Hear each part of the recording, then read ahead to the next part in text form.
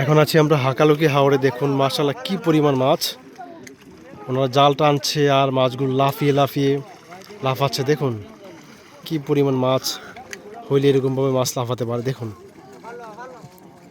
দেখুন একসাথে এত মাছ, জানি না জাল টেনে তারা উঠাইতে পারবো কিনা। দেখুন দেখুন কি পরিমাণ মাছ। মাছের লাফালাফিতে শব্দের ঝাঁকুনিতে মানে অন্যরকম একটা পরিবেশ তৈরি হয়ে গেছে। দেখুন কি পরিমাণ মাছ ওনাদের। এই যে দেখুন মাছে পানির সমান বলা যায়। এই যে মাছ, বড় বড় সাইজের মাছ।